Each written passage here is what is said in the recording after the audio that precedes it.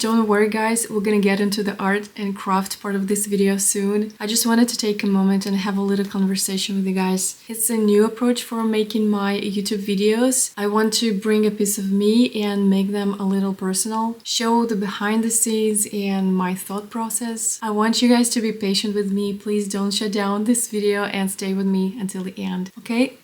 Thanks. I must confess that I start too many things and I don't complete them. I set goals and I don't accomplish them. I get distracted by a new, fresh, and all of a sudden more important idea. Do you feel me? They got to be people who have the same issue. I even suspected that I have an ADHD problem. For me, it feels like I have a strong desire to do it all, whether it's knitting, crocheting, embroidery, painting or drawing, sewing, upholstery, pottery, woodworking, sculpturing, or renovating furniture, or the other day I saw a YouTube video where that guy talked about a sketchbook challenge on his YouTube video, and I instantly got excited and I thought about the way I would approach it and do it on my YouTube channel. See how easily I can get distracted. I was seriously excited about that idea. Maybe a good idea to do it later on, but why spend time right now to do it when you already started some other projects? So it overwhelms me and disabled at the end of the day. That is why I stopped making YouTube videos a long time ago, few times in different years. My mind is basically scattered trying to handle many ideas at the same time. My problem is that I have too many ideas and so little time. And so often I get so overwhelmed that I end up doing nothing. Well, my solution is to put out all my creative projects out in the world on this YouTube channel. What do you think? It will not only keep me accountable and organize me better, it will also be a way to give myself a permission to create without guilt and without labeling it a distraction. And maybe, just maybe, I will see that I am not the only one who had that struggle. Please raise your hand and say hi. I would love to connect with you. Okay, now finally let's move on to the drawing part. Your favorite, I know. I've been busy with a few commissions lately, which means I haven't had much time for my own personal drawings, but today I thought I'd share some moments from those commissions and talk about the process, what was important in each piece, and the little things I did to get the results I wanted. Now, full honestly, I didn't film the very beginning of this drawing. I know. Next time I'll make sure to capture the most challenging part, the initial constructive sketch. That's where you map out the structure, and it's really the backbone of the whole drawing. I promise that it will get its own dedicated video. For now, let's jump in at this early shading stage. Once I've got all my main outlines in place and the proportions are there, I start building the undertones, the hidden shades that live underneath the main colors. Here's what I mean. The main colors are the ones you notice right away. In this dog's portrait, for example, you see black and brown, but undertones are trickier. You really have to train your eye to see them. Sometimes that black fur has hints of purple or deep red in it. I layer different colors together to create that subtle base because it makes the color deeper and not flat, and the whole drawing richer and more lifelike. And here's a tip, the first layer should always be light. Think of it as gently building the foundation. I usually start filling in the main foreground areas, working from left to right, since I'm right-handed, so I'm not smudging everything that may get under my hand, and of course I'll use a sheet of paper covering the drawing for that reason.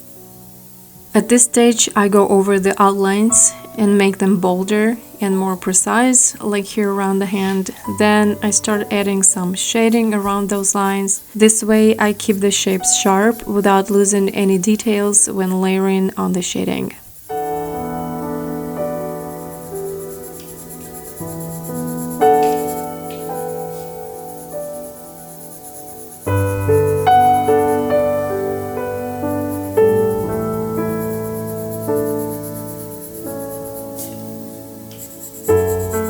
Here is a short behind the scene. I can't help but take breaks for coffee and snacks. Water is a must because after coffee my throat gets dry and my phone is always distract me, but you won't see that in this video, just keep that in mind.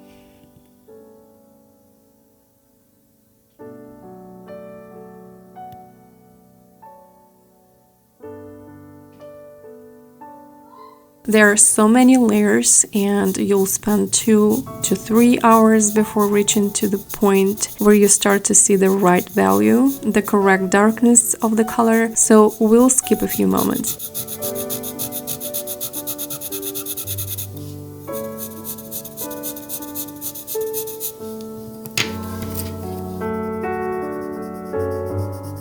Hair can be tricky to get right, especially when you're dealing with gray or blonde shades. To make it look realistic, I start by building up the darker parts, then I use a pen eraser to lighten those areas. I mix grays with light blues and purples to create that perfect grayish look. It's also important to check if the shades are cool or warm. The left side gets more sunlight, so it has those warmer tones, while the center and right side are on the cooler side.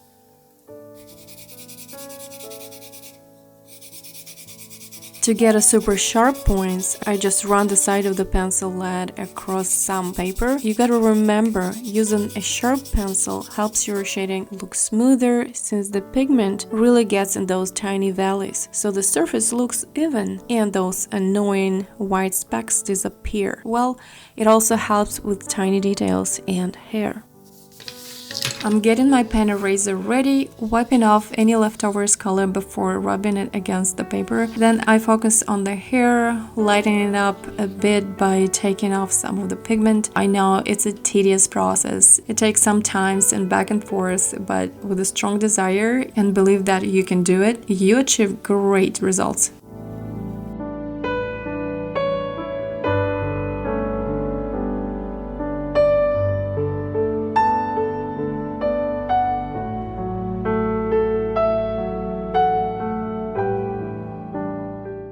At this stage, I've achieved a good amount of work in terms of value, and I've started working on the background. Again, I begin with undertones, and at this point, the lighter and primary colors such as yellow, the color you don't have to create. You guys don't see the reference, but I will tell you, it has a beautiful background of late summer or early fall with bright yellow and still lots of greens. There is also a pond that reflects all those colors. You'll see it later. Alright, I'm speeding up this part of the shading since I have a feeling that you will not sit through it at normal speed, but I could be wrong. Just tell me if you'd prefer to see more of the shading process in real time in my videos.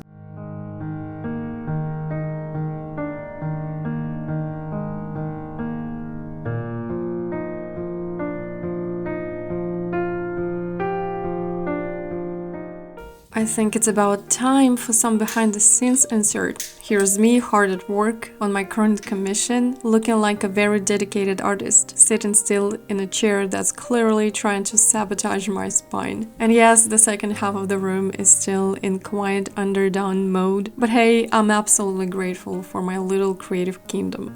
Alright, we're getting closer and closer to the finish line. The valleys are getting richer and the darks are almost exactly where I want them, though you can still see plenty of little white speckles. Now, for some artists, that can be part of their style. It adds a certain texture or mood to the drawing, but for this piece, I'm going for a smooth, polished look. That's why at this stage, keeping the pencils razor sharp is even more important. Another trick I use to fill in those tiny gaps and push the value darker is to switch up the hatching direction. Right now, I'm working at about a 40-45 degree angle, alternating the same angle towards the other side. For the dog, I also follow the direction of the fur where it's visible. That way, not only I get smoother shading, but the texture of the fur feels more natural and realistic.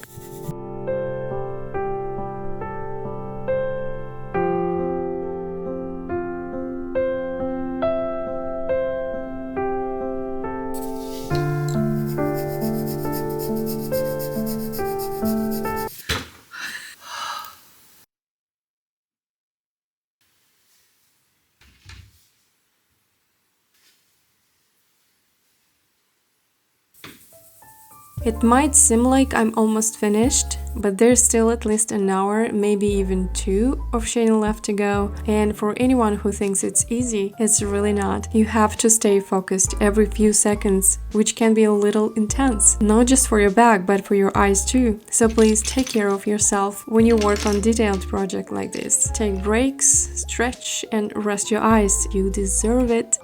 Now it's time for last gentle touches, adding my signature and cleaning up the blank areas with a kneaded eraser. I did those last 2 steps off camera, but here it is. I am so happy with how it turned out. I think it would make such a thoughtful gift. Let's see how it looks once it's framed.